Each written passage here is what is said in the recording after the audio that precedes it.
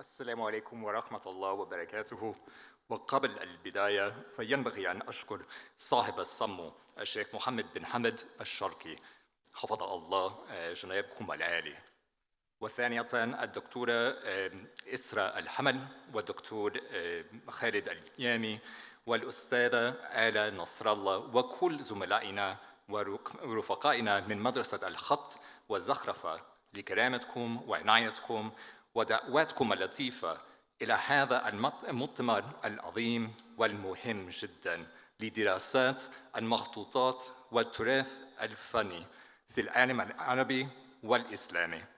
اسمي ميخائيل أردمان، أنا رئيس شعبة الشرق الأوسط وآسيا الوسطى في مكتبة بريطانيا الوطنية، وتسعدني كثيرا فرصة اشتراك في هذا المجمع العلمي والفني العزيز. شكرا جزيلا.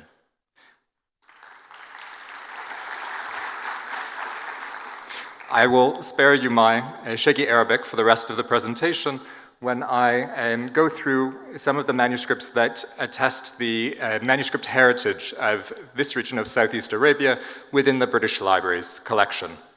It's a great honor to do this here today in the region where these manuscripts came from.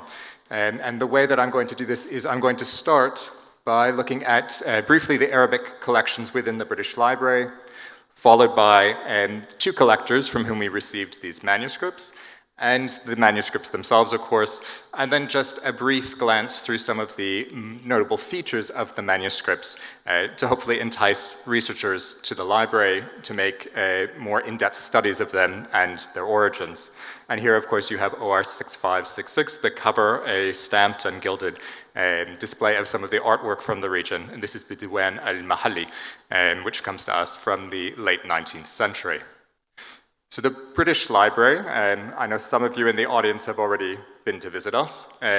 We hold about 14,000 manuscript volumes in Arabic, and these attest from the 8th to the 20th century Arabic language compositions across the Arabic-speaking world. So as we heard today about the manuscript of the Ma'al Quran, here we have a page from it, OR 2165, which is likely a 2nd century Hijri manuscript mushaf, or rather a fragmentary mushaf. And we have works that attest to the heights of Arabic calligraphy, illumination, illustration, decoration, bookbinding.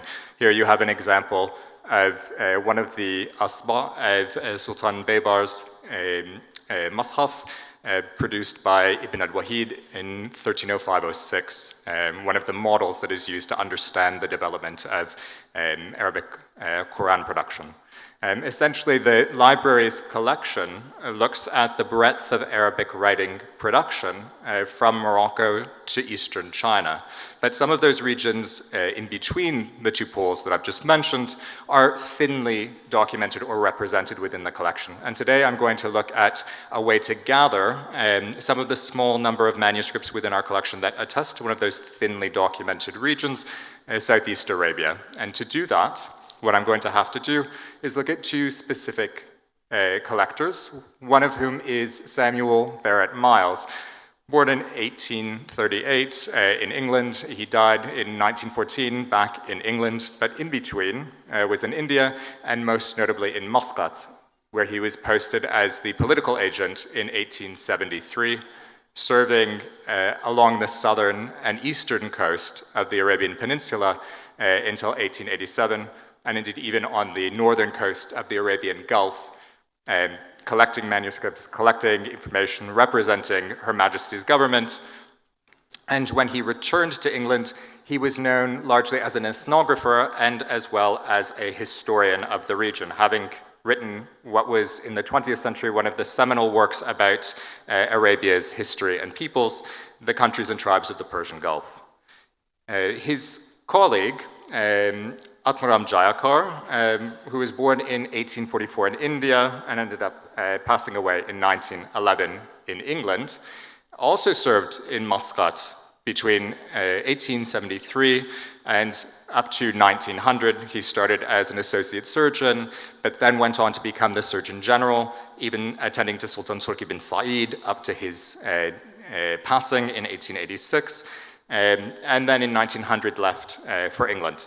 He was a doctor, of course, but also a lexicographer. He collected and published one of the only works on Omani dialects for much of the 20th century, as well as a zoologist and botanist. So these ideas of Miles being a historian and Jayakar being a scientist and being someone who was interested in language inflected the way in which they collected manuscripts. Their manuscripts are not easily identified in our catalogs. For those of you who know them, the supplement doesn't really identify Arabian manuscripts as such as a group. So I've had to go through and collect some of the information about the manuscripts that these two men gave to us. Miles gave more than 50 Arabic manuscripts to the British Museum, which is our predecessor, before his death in 1914, and the majority of these are either Christian works in Arabic, whether Arabic proper or Garshuni, or a mixture of Arabic and Syriac, or materials from further west in the peninsula, Yemen, the Red Sea area. But I've identified 3 manuscripts that we received directly from Miles and 2 from his widow that do come from this region. So 12434, which you see on the far left, which Rio described as being of mediocre quality or medium quality of handwriting, is the Diwan of Ahmed bin An-Nasr as-Samu'ali al-Omani al-Ibadi, which is, of course, a poetic description of Ibadi fiqh, as well as we have not pictured here the Diwan of al-Nadhr al-Omani, OR 2915, again, a poetic description of Omani, of Ibadi fiqh. And then in the middle here, the second from the left, OR 4529, which is a compilation of Wahhabi texts, probably from further northwest or west. Miles collected quite a bit from Yemen and from the regions north of it. And so we get a bit of a sense of what he was collecting. And it was only after his death that we received 2 more manuscripts from his widow, OR 7778, which is actually copied in Bahrain, but it bears some similarities in certain ways to some of the other manuscripts we see from the region. It was compiled specifically for Miles as, again, a guide to Wahhabi thought. And then finally on the far right of your screen, OR 8076, which is Tarikh Oman, copied in 1873. There are many different versions of Tarikh Oman.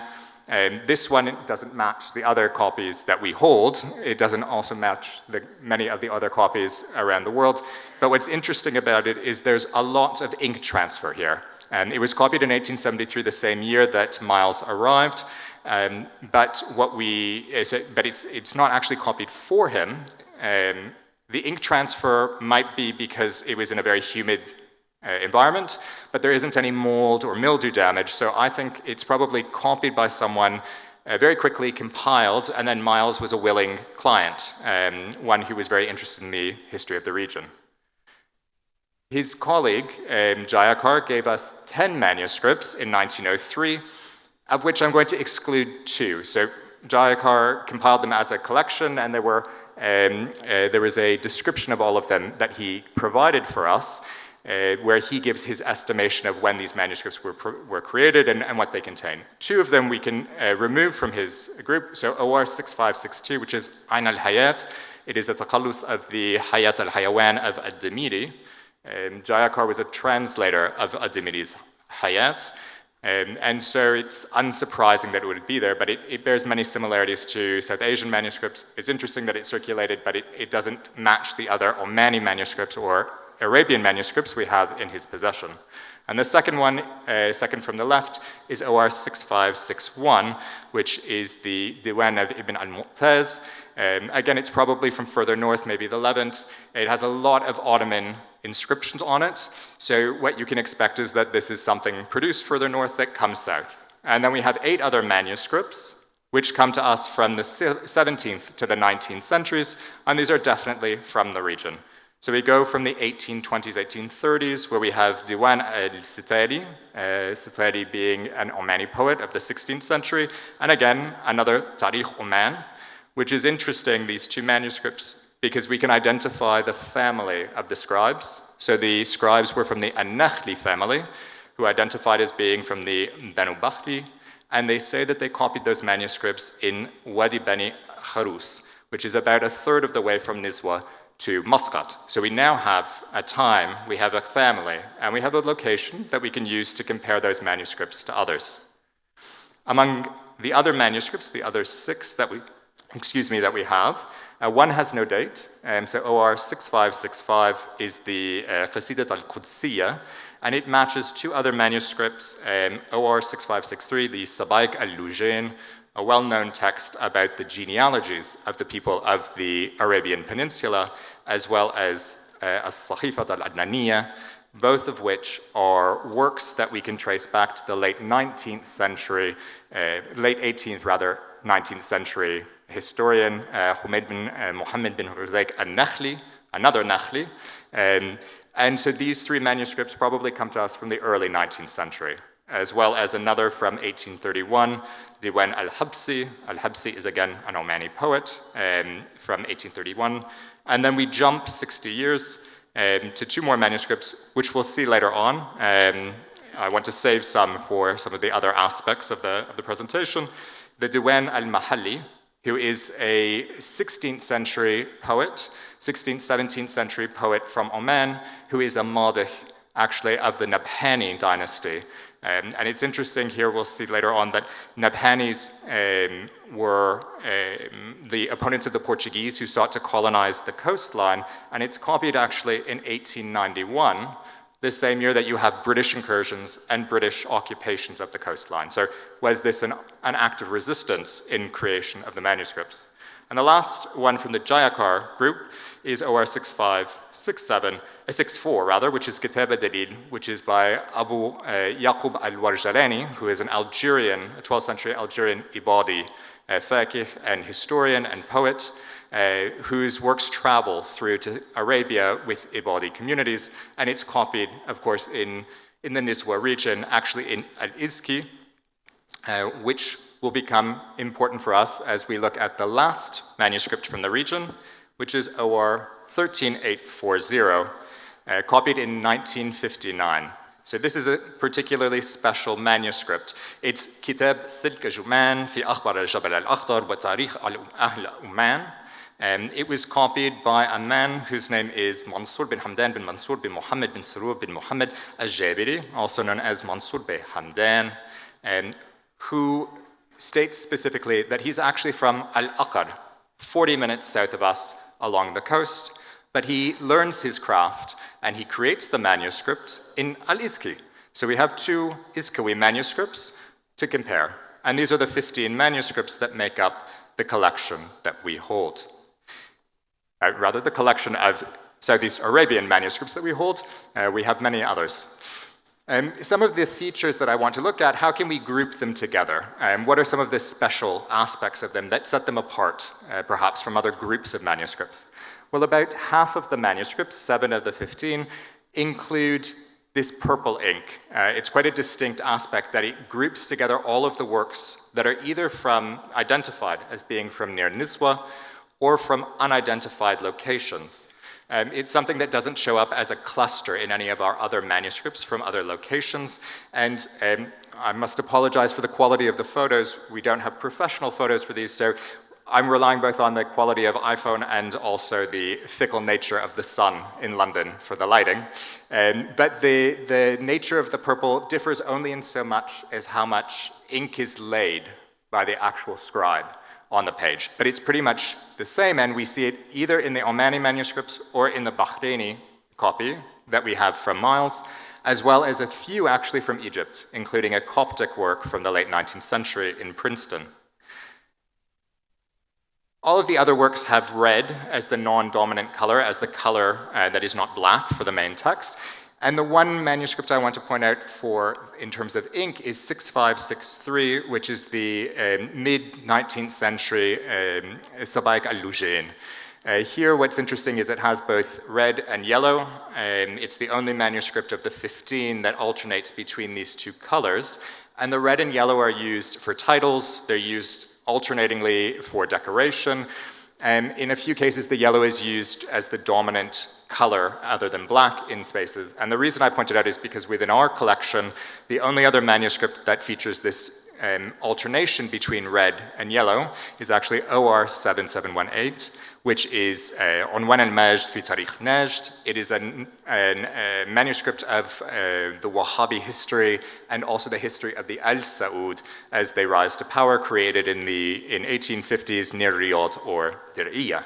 So this is a distinct manuscript that perhaps the red and yellow is used to mirror a tradition from farther north, or it's used to make this distinctive because it's a text that circulates throughout the region. We have many other copies of it as well as printed versions from the same time. So this is the aspect of the inks that we see, and the only other aspect that I want to pull out is the modern manuscript, the one from 1959, which, as you can see, as you would expect, it's on modern paper, it's probably using modern, possibly imported inks, but the traditions sort of carry on. So Iskawi manuscripts, again, the calligraphy looks quite similar, the use of the colors and the color palettes broadened a bit, but still the same type of scheme that goes through it. So we have an idea that we have the tradition carrying on, with it, at least within our collections here. I want to look at just a few more aspects of the unique parts of the manuscripts that we hold from the region. Here in terms of decoration, so what are some of the aspects to draw the eye to the text in addition to the calligraphy? Well, we have here 6566, so this is Diwan al-Mahalli. We have, of course, overlines, we have the alternation of colors of the text, and hopefully you can see the roundels here, which are quite crude. They are outlined in black, filled in with red. Throughout the manuscripts, sometimes they're hollow in the non-dominant color, red or purple. Sometimes they're filled with a dot. Sometimes they're just plain, as you see here. Other than that, we have the bowls and depressions created through the calligraphy being filled with the colored ink, which is another common way of decorating the manuscripts. And then another aspect, which is, of course, not all that uncommon in other manuscripts from across the Arabic writing world, where you have three dots or various series of dots pointing up or down. Here we have them in purple, other times we have them in red, but these separate the abyat of poetic sections. So they are essentially a functional form of decoration that also allows for the text to be easily identified as being poetry, to be recited as such. And this, of course, comes from the Diwan as-Sitali, so it is actually a diwan that is intended to be recited.